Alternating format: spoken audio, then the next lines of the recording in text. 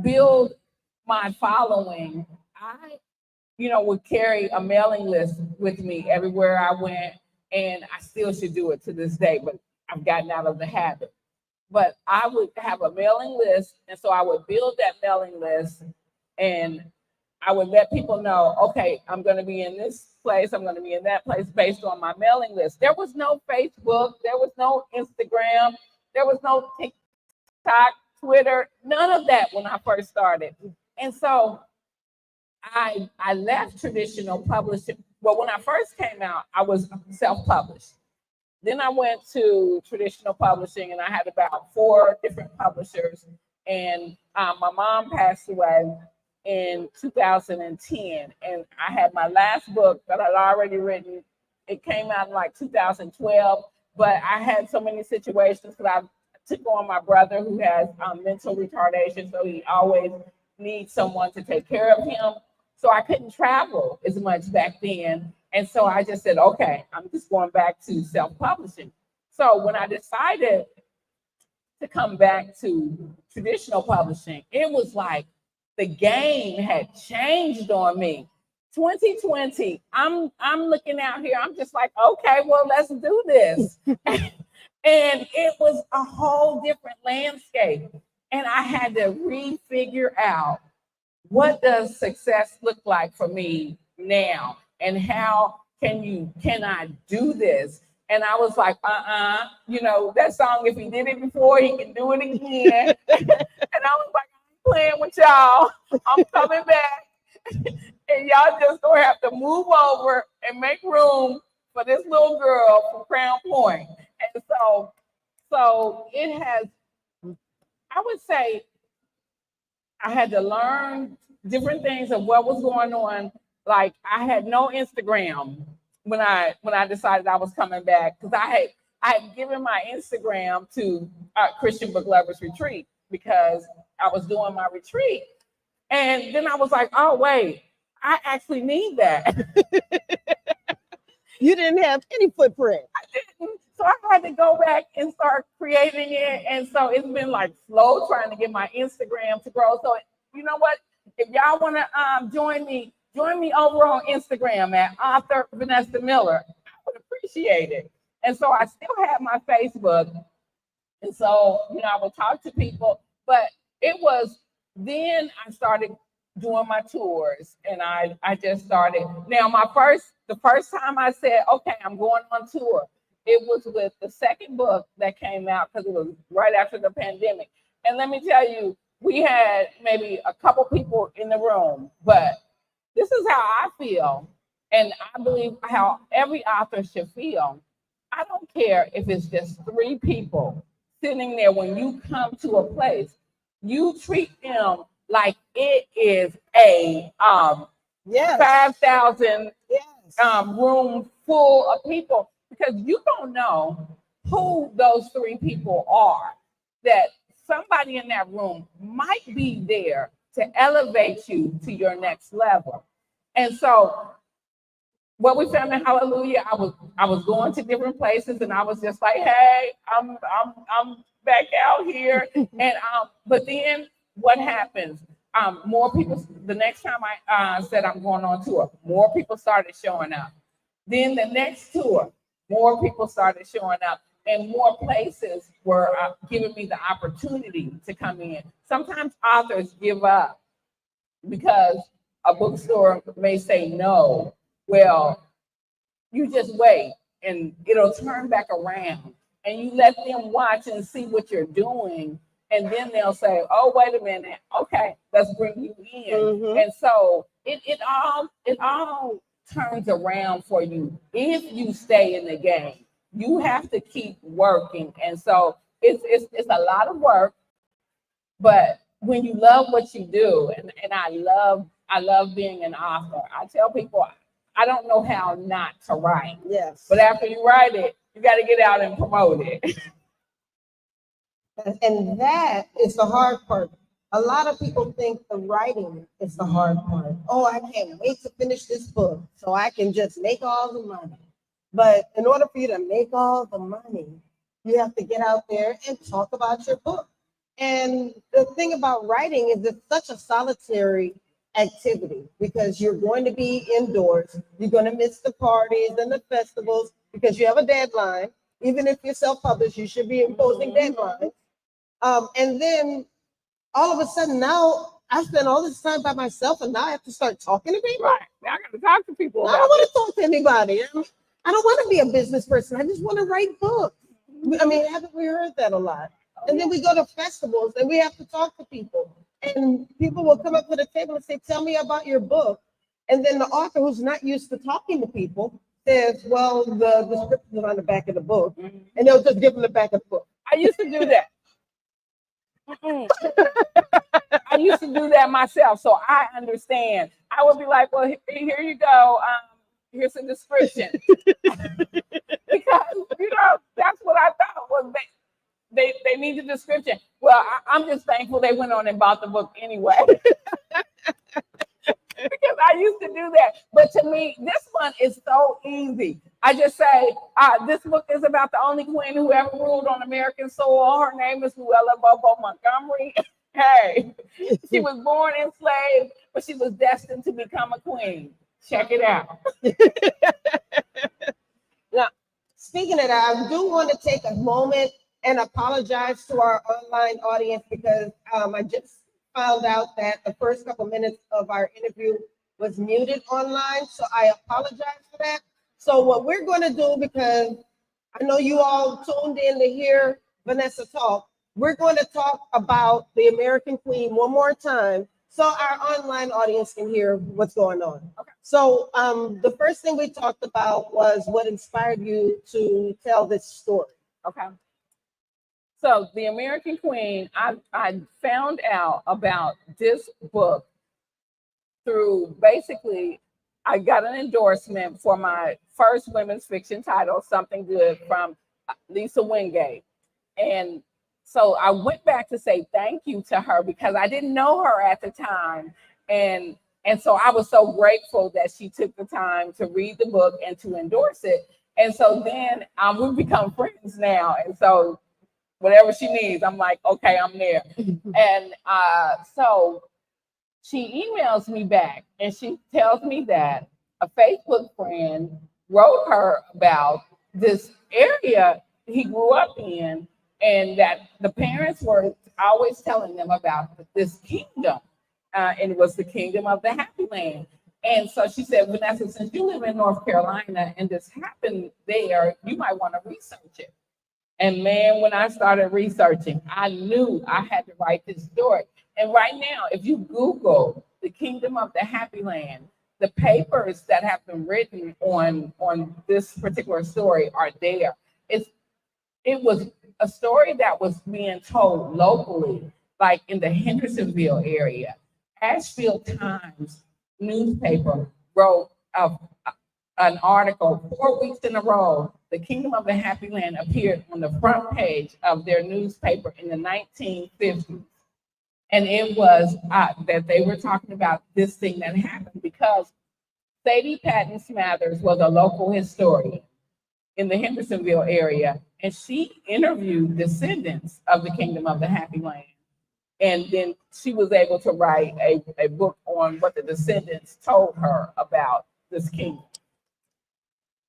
What I thought was very interesting about the Happy Land is that everybody who was invited to live in the kingdom all had a certain skill, and everybody contributed their skill to the maintenance of the Happy Land.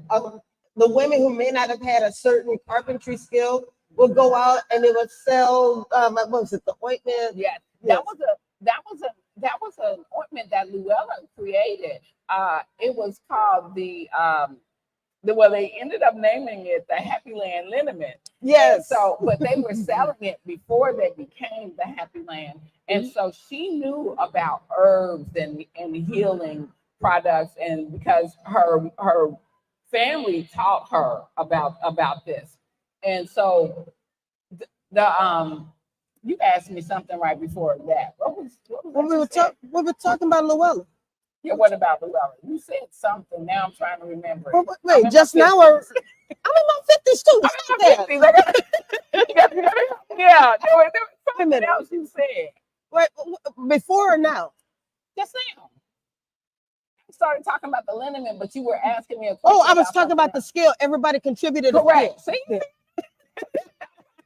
And so, yes, that was what the research said about this kingdom. It was considered an all for one for all kingdom where everybody contributed, everybody went out to work. And what they did was then they brought their money back to the king. And he evenly distributed it amongst everybody so that all would have, and that there would be no lack because they were coming from a place of lack.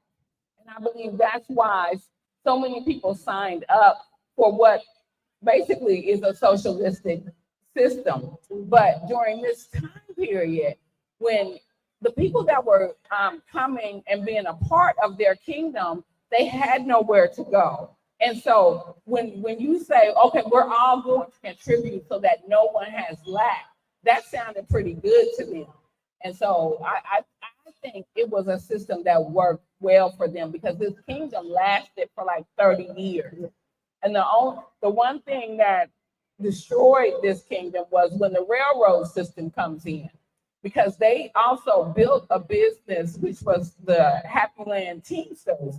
And they would go out in their wagon, they would pick up produce from the other farming areas, and they would go out and sell it in areas like Greenville, Asheville, and the like. And so when the railroad system comes into play, that business dries up. And so then the people who were involved in that type of business, they moved to the areas like Greenville, Asheville, in order to find work to be able to take care of their family.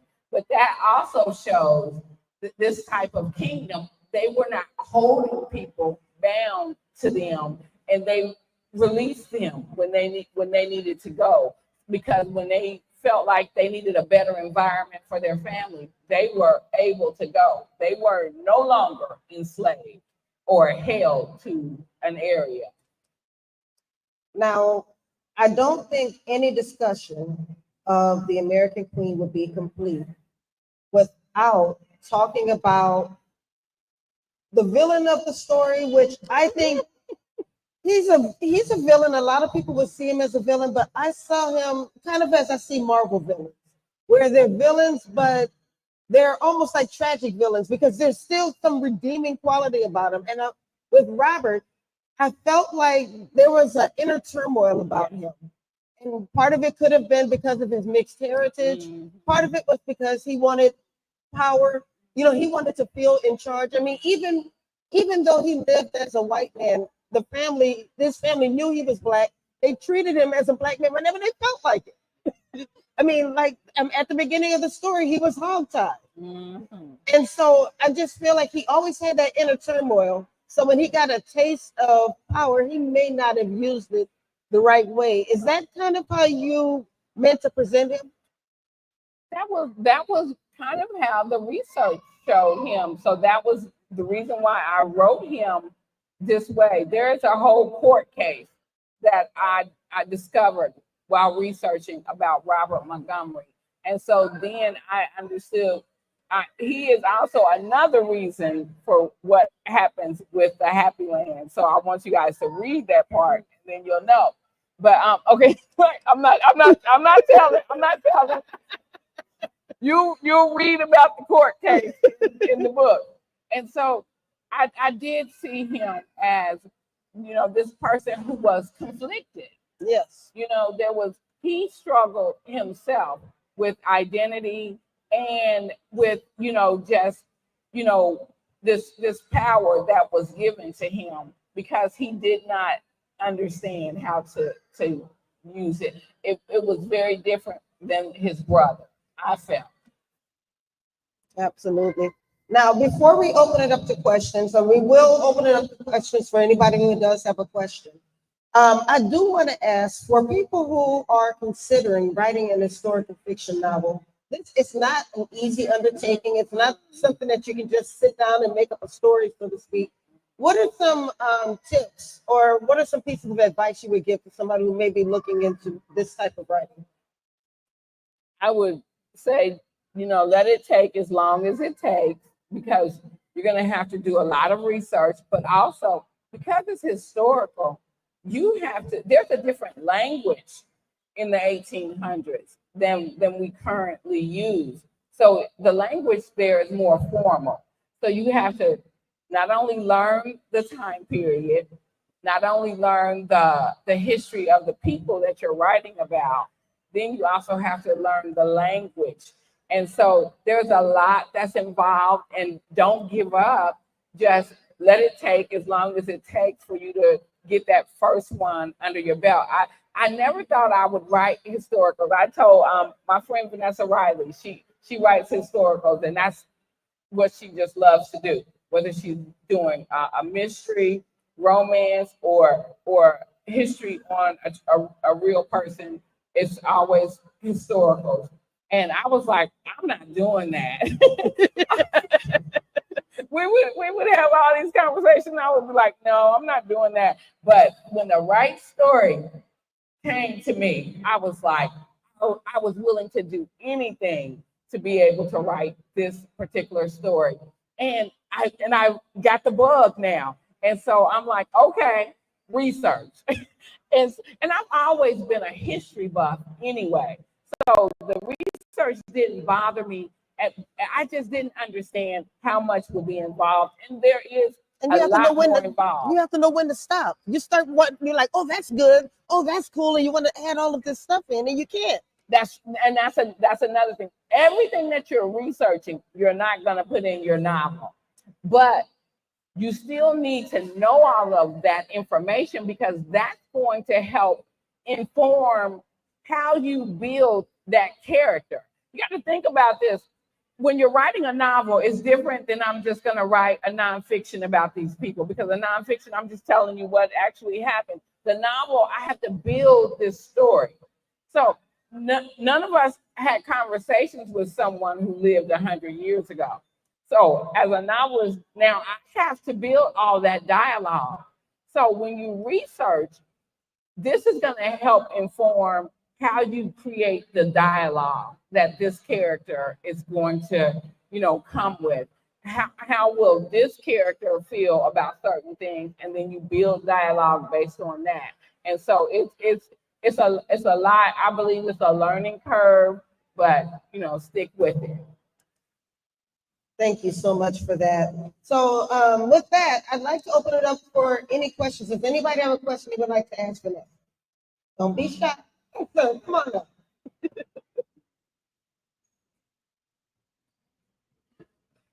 There you go. Hello. Hello. Oh, come over here. Thank you. Mm-hmm. So you combine creating fictional characters in conjunction with real life.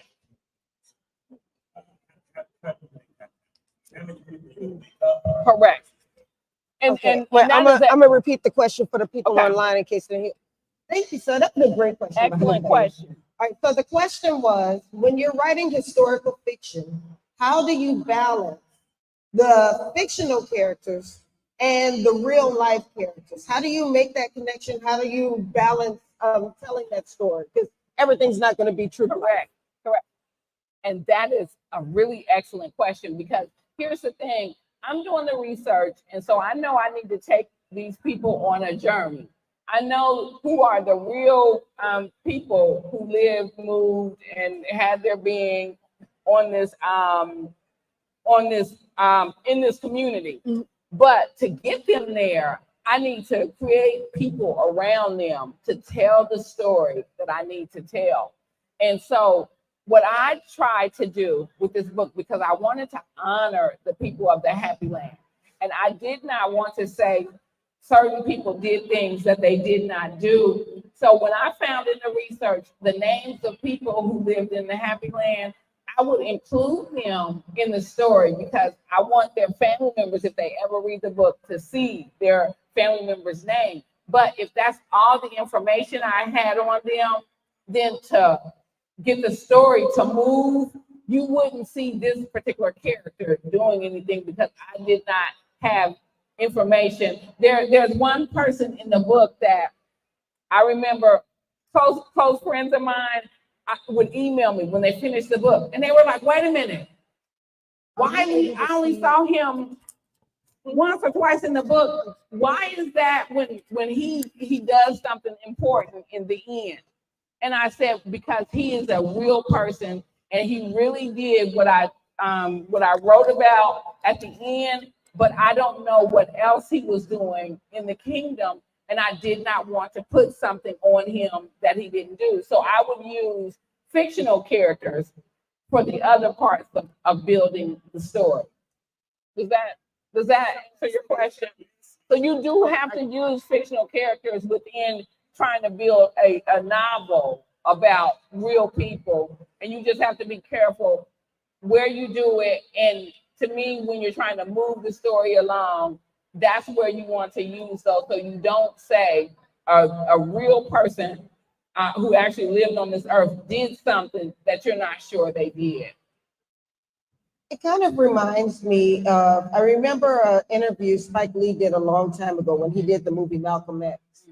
And he mentioned that some of the characters in the movie were actually composites of the real people that Malcolm X encountered, because he couldn't include every single person. So he would take some people who were real people and he would combine them into a fictional character.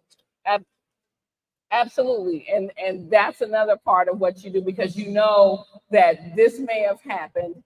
And so you build a person that will go on to do that thing within the novel, but you may not, in your research, have been given the name of the person who did this particular thing. But you know it needs to happen, so you just build it. So are there any other questions? Yes, sir. Come on. Don't get too close to the speaker. Listen to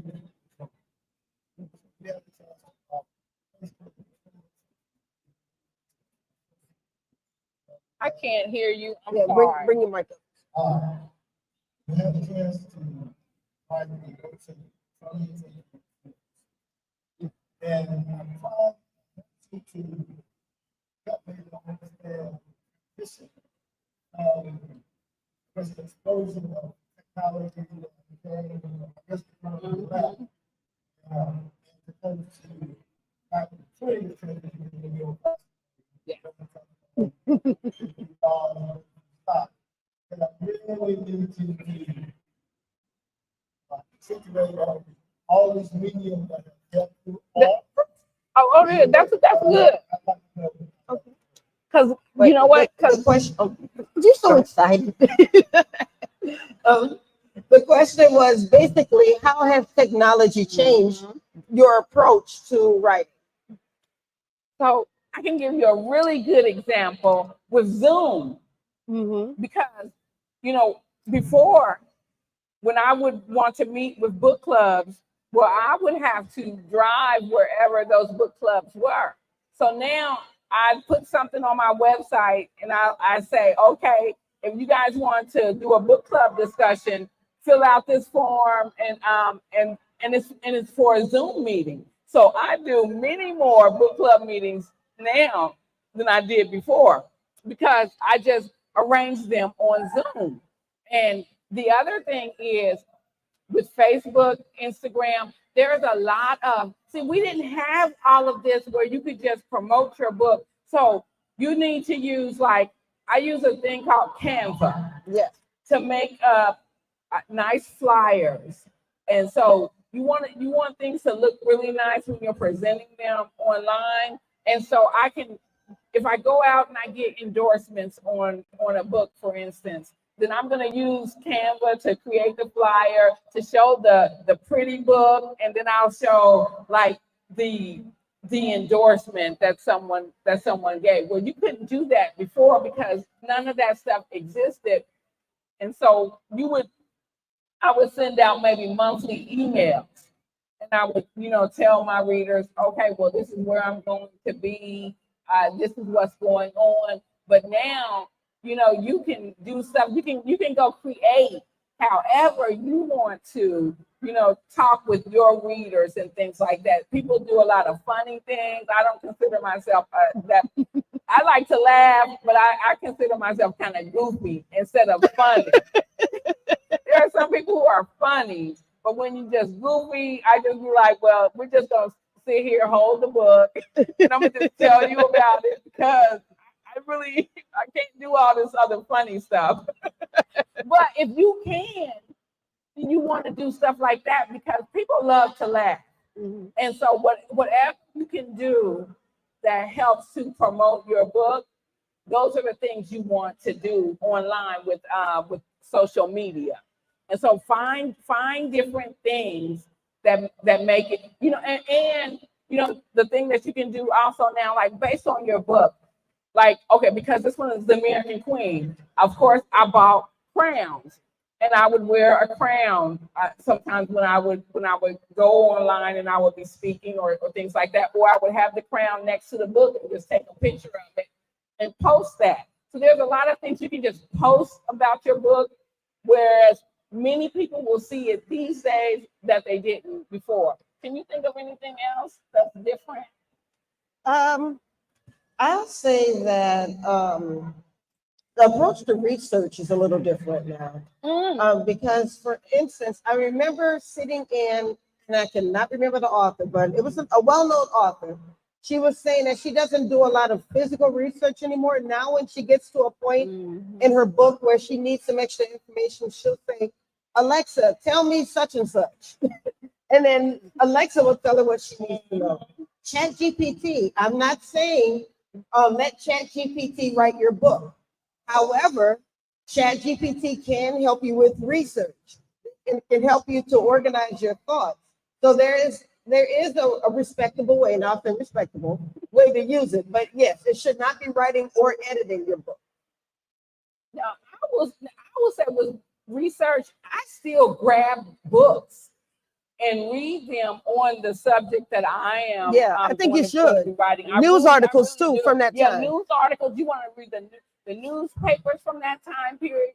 I just bought a few books on the person that I'm getting ready to be writing on, and I will sit because I want to read about you. I want to study you. I want to know you if I'm going to write about you. And so I think that happens. You have to really keep searching and keep finding those intimate things about the people that you're writing about. I always also I travel to the place that I'm going to be writing about. Like with the American Queen, I asked for permission to go to the Happy Land.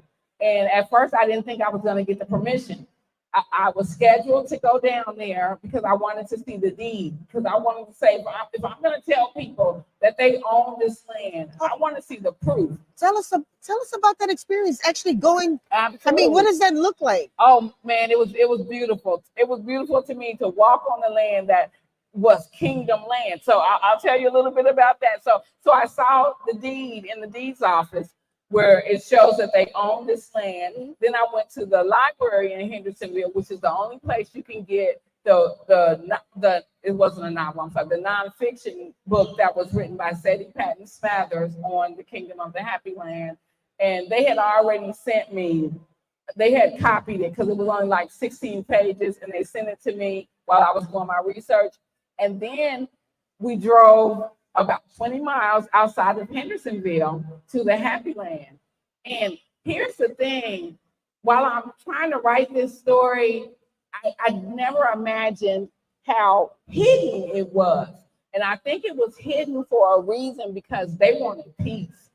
And so there's trees on the left, trees on the right, and there's this one lane where you can imagine, and it's still a dirt road where buggies went back and forth up here. So no other car or buggy could come through as you're going through because it's a one-laner, but you go up this way for over a mile. And then it opens up and there's all this land that you're going, wait a minute, there's just trees here, trees there, but it is so beautiful. I stood on this land, we took pictures. When Essence did an interview about the American Queen when the book first came out, and the picture they used was of me standing on the land with I had the flowers in my head, like on the book. The only thing I didn't have was makeup on, and I regret that to this day. I said, the next picture I give to another magazine, I'm gonna have some makeup on. So when we went to Greenwood, I made sure when my husband was taking those pictures, I made sure I had makeup on. I was like, this picture has been used in so many articles, but I'm still thankful. Yeah, I think you bring up a very, very good point. And I know we talk a lot about technology. Technology is a great tool, but it's not the only tool. Right. And I love the fact that you mentioned, even if you're going to use this technology, the practice of actually reading and experiencing places for yourself, technology will never replace any of that. It's not going to put the heart into your writing. So you still have to do a lot of things yourself. And for me, I'm very visual. And so I could not understand, I'm trying to write you a novel and tell you where this was or how this looked. If I can see it for myself, that helps me tremendously. Yes. Just like when we went to Greenwood, I didn't understand how short the blocks were. And when we were walking, my husband and I, we were at the 100 block, and the bookstore that I had to be at was at the 300 block. And so my husband's like, oh no, because see, he's used to being in New York where there's long blocks. Well, those blocks are long in New York. Right. So he's thinking, no, we need an Uber to get. I said, well, no, I think it's just right there. And he said, the bookstore is right there. And it was literally, the blocks were very short. And so seeing that, if I had not been there, I would not have known how short the blocks were. And that helped me to be able to tell that story within the book. And so there were just other things that we were able to see that informed how I was going to write the book. And so I always like to go to the place that especially when I'm doing a historical that I'm writing about, because it really, sometimes you got to get out of the technology and just plant your feet in the place you're trying to write about. Yes. And it gives you, it like really, I was struggling writing that book at first. When I went there, and then I walked through, I keep hitting my hip on this, and then I walked through the Greenwood Cultural Center, and they had all of these letters on the wall from the survivors of the Tulsa Race Massacre. And I was able to look at them and read the information that they were saying, and it fueled me. That really, it revived my storytelling for that book, because I came home like, oh yeah, we're gonna do this. And let me tell you, that book, I think that the filling station, I call the American Queen my love letter to history, because I'm writing about this queen, and it was the first time I'm writing about true history. But I think the filling station is the most important book I have ever written, and I am thankful that I got to do this. Beautiful. Thank you so much for spending some time with us. If anybody that has not read The American Queen and you would like your own copy, Vanessa will be stationed at the front of the room, and she will be signing copies of your book. But you got to buy the book first. Okay, buy the book and then bring it to her to sign. Don't just pick up the book and then say, Vanessa, sign this for me, and then you done walked off somewhere. No, we're not doing that. So go to the front. You can purchase her book up at the front, and she will be sitting at a table at the front of the room where she will be signing books. But I want to once again thank you for telling this story. Thank you for sharing your talents with the world. And thank you for spending time with us today. Do you have any last words you'd like to say? Well, first, I want to say thank you to you for doing this. I really appreciate it. You are like always there. I've done several interviews with you now, and so I really appreciate it. I think you're really good at this. Thank you. You really are. And so I appreciate that. And I want to say thank you to you guys for listening to my information on the American Queen. And, if you love to read, just know that is important to authors. We can write the books, but we need people reading. And so I thank you all for reading our works. If you are an author, I want you to know that, keep going. Some days don't seem like you're making any traction, but each person you reach is a chance to reach 1,000 more. You don't see it at that moment, but you can sell a book to one person, and that person may have connections that you don't know about. And if they love what you do, they'll go and shout it out. And then all of a sudden, there's a breakthrough that you weren't expecting. So I say you have to stay in the game to get those moments. Right. Absolutely. You heard it here, so let's give Vanessa a hand. Thank you once again. And our next interview will be taking place. I don't even know what time it is because we talked for a good little minute. But our next interview will be taking place at 1 p.m. We will be talking with Juan. So stay tuned, guys. Don't go too far. But right now, while you're waiting on Juan's interview, go out and buy some books. All right, thank you. Thank you. Huh?